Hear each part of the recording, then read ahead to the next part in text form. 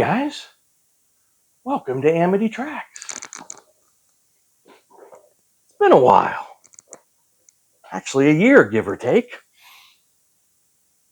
I should explain. I'll tell you what, we'll explain at the end of the video. Because I want to get down to business, get right to where I want to what I want to talk about.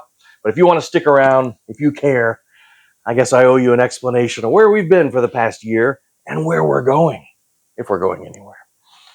But what I want to talk about first is Neil Young's new album, newish album. Came out about 2 weeks ago, give or take. But Talkin to the Trees, Neil Young and the Chrome Hearts. Pretty cool album cover there.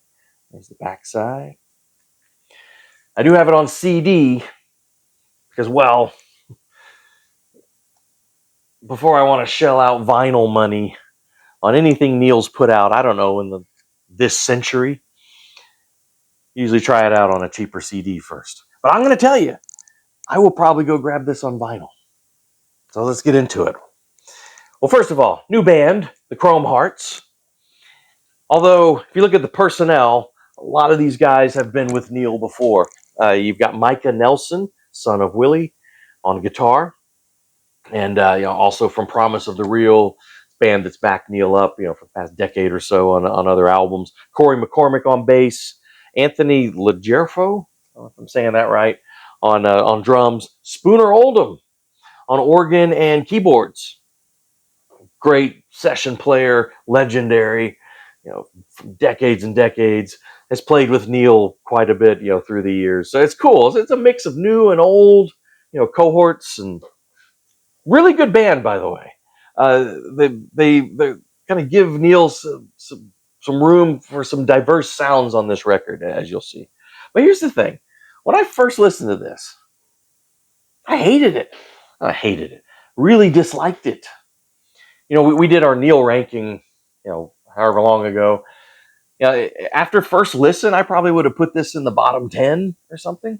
But I'll tell you, this is why you listen to things multiple times before you form an opinion, because it's really grown on me, actually.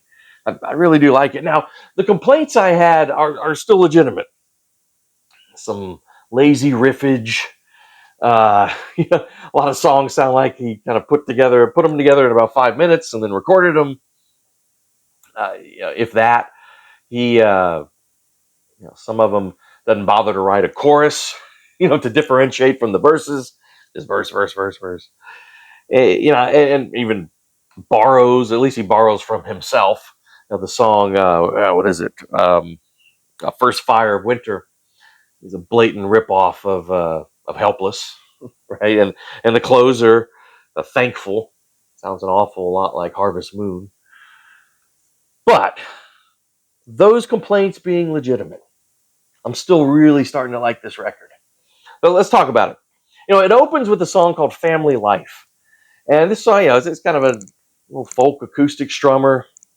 And he just kind of starts name checking his family, his kids, his wife, Daryl Hannah, and, how much he loves them. It's kind of hokey, how much he loves them, and he's going to write a song about them or for them, and here's the song. And then it takes a real dark turn. There's a line in there, because he's saying, I'm going to write a song for this person and write a song for this person. And he says, there might be one for my grandchildren who I can't see. Okay. So he's actually a little estranged, I found out, doing some research, from some members of his family, most notably his daughter, Amber Jean, who I assume these grandchildren belong to.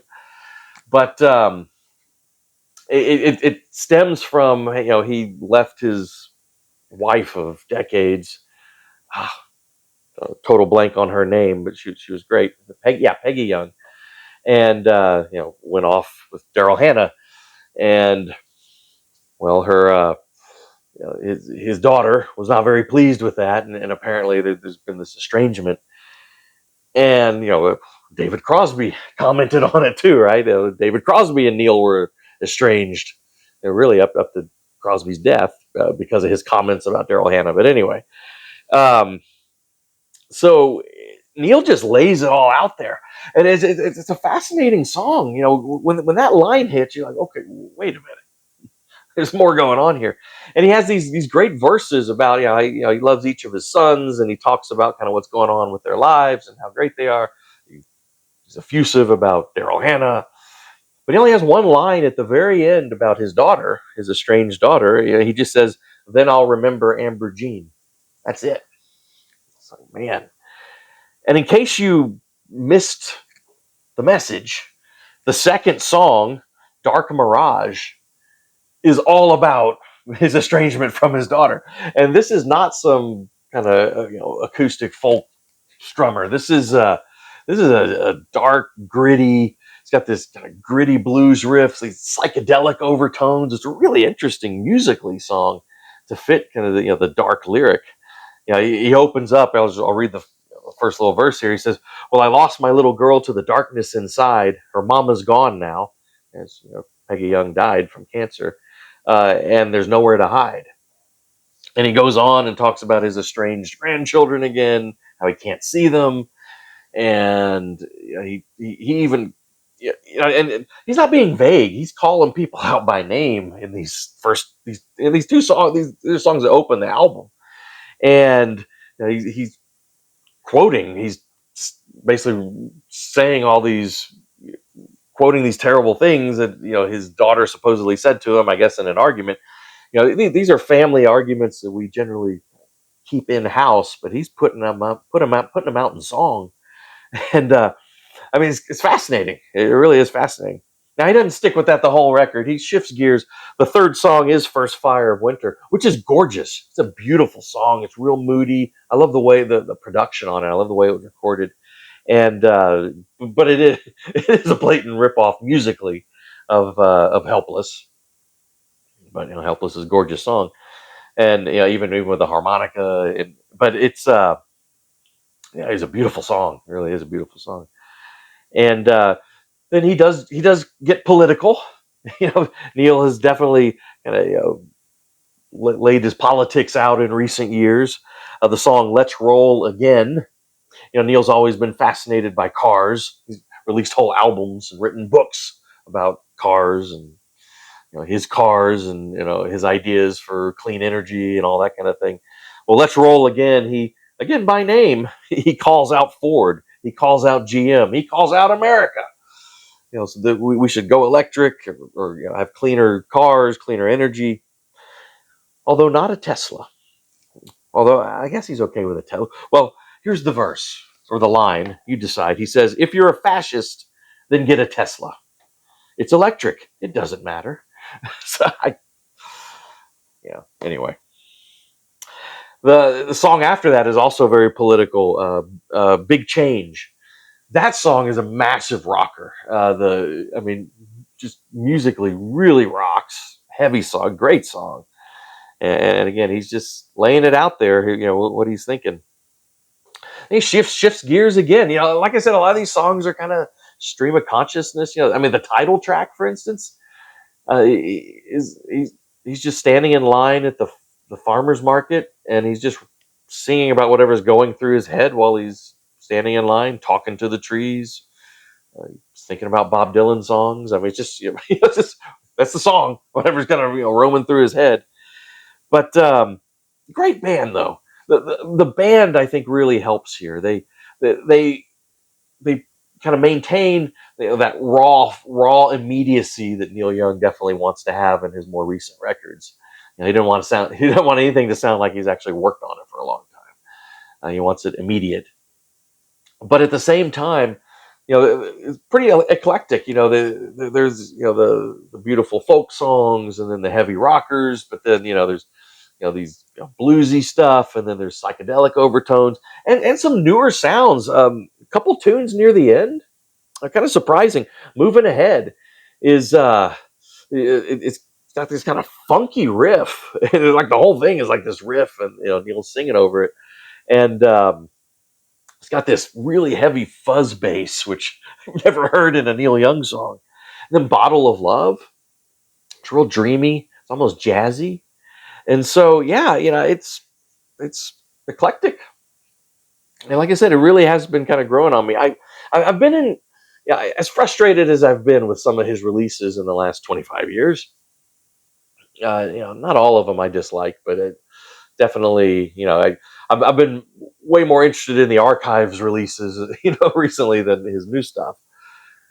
But sometimes he really does hit the mark, and it is a more open, more transparent songwriting in his old age. And I appreciate these kind of glimpses into and his thoughts, his inner life. It's interesting. It's a different type of songwriting, So it's pretty cool.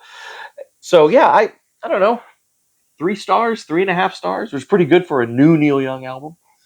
Yeah, it's good. It's growing on me, and they are going out on the road. I know there's a tour booked. Neil and the Chrome Hearts. They're not coming around my area so far unless they add dates. But speaking of shows, I do have a story to tell. It's about a year ago, but we haven't been here in a while, so I didn't get a chance to tell this story. But about a year ago, a little bit more, I had a ticket to go see Neil and Crazy Horse. He was touring with Crazy Horse. It was up in Austin, and so I was driving up to Austin, and it's a stormy night. There were these flashes of lightning, and I mean, it was a big storm, obviously, on the horizon. Like, oh man, because it was an outdoor show. It was at the Circuit of the Americas. It's kind of weird. It's funky. It's like this like racetrack, but then there's this concert venue, outdoor concert venue next door, and Neil was playing there with Crazy Horse. So I was going up to see the show. Although interesting, we just talked about Tesla. It's on that side of Austin, uh, where the huge Tesla compound is. That is this massive. It really is about a mile long. I'm not kidding. I guess it's the headquarters, the main where they make the Teslas. It's right outside of Austin, and this concert venue is like right out there. So I think Elon Musk's compound with all his wives or whatever is out there too. I don't know, but anyway, neither here nor there. But I got there, looking at the sky, worried definitely. And of course, they say, we're postponing, or we're, postponing the start time. Hopefully, the storm will pass. So I went ahead and got in line at least, and had to get my T-shirt. Had to get my $50 T-shirt. Pretty cool though. It was the horse, right? Neil Young, Crazy Horse, Love Earth. So I did get the T-shirt, just not the show, because they of course canceled because of lightning. They wouldn't have done that in the 70s. But anyway, they canceled because of lightning. So they're going to reschedule the show. And I went on Ticketmaster's website. I hate Ticketmaster. I went on Ticketmaster's website, and it was sometime in August, so like months, from then. So okay. So then, like a week or two later, that was a week or two, a couple weeks later, I just happened to be online looking at shows around here, around Austin. And I see, like, for the next day, for the next night, Neil Young and Crazy Horse. Like, I didn't get the notification that I guess that they had rescheduled the reschedule. Like, oh, okay, I'll go. And I rechecked it like an hour later. That had been canceled. They're going to reschedule the reschedule the reschedule. And then Neil canceled the whole tour. There's some sort of health. I don't think it was with him, but I think the Crazy Horse guys are just too old. I don't know what was going on.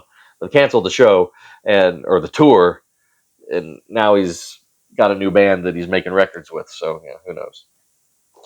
Anyway, I was a little peeved with him for a while, but it's Uncle Neil. You can't get too mad at him. All right, the channel. Well, I guess the easy explanation is our dear editor, my dear old friend, who is still my dear old friend, quit. He quit on us. Apparently, the pennies we were pulling in profits were not enough to entice him to stay. Well, now he was working several jobs. It just he had a lot on his plate, and the time it took to edit these brilliant videos, it just he couldn't do it, and I understood that. So he graciously let we left on good terms. And so I was like, okay, well, it's a good chance for me to, maybe take a breather, a month or two. That was the plan. And just went month and month and month. And yeah, the whole reason I asked him to do this with me was because, like, I'm an idiot with technology. So I was going to be the creative, and he was going to do all the editing and the technology stuff. It was perfect. And so I was like, well, now I got to teach myself how to do all the editing and all that. Well, I don't know. I just kind of never did. And, there's no real good reason, but you just sort of, yeah, it's kind of done. Although I'm still, very faithfully watching a lot of my other favorite channels. Norman Maslov, uh, Vinyl Richie, our good friend Vinyl Richie, Lost Mixtapes. Still watching great channels that I always watch. A bunch of others. But I don't know. In the last month or two, I just got the itch. Yeah, started to have these show ideas running around in my head. So here we are. We're back. I do appreciate, because I didn't check it regularly, but I was checking occasionally, the comments that were still appearing on the videos, even when we weren't doing anything. And those of you who were loyal fans and say, "Where'd you go? Come back. We love you. We love your channel." I truly appreciate that. Like, that meant a lot. It was really great seeing that. So anyway, that's the story. But the future, editor and I, we were on a real strict schedule. I don't know if you remember, like, almost all the time we put out 2 videos a week. It was like Tuesday and then Thursday dropped at midnight or whatever. I don't know. I'm not going to do that. It'll just be sort of whenever I feel like talking about something. So I don't know, a week or two might go by with nothing, or I might be put a couple up a week, or whatever. It's going to be a more kind of loose schedule, I think. But it's the way it is. So hopefully you guys stick with it. And I one of my favorite things about it is in the comments. I love it when you guys comment, even if you disagree with me. It's fun to talk music. It really is. I kind of miss those fun conversations. So anyway, here it is. So I don't know what we got coming up. I do want to talk about the massive Springsteen set, the 7 new albums he just put out, or 7 lost albums, tracks 2. I've listened to it all. I still need to absorb it a bit.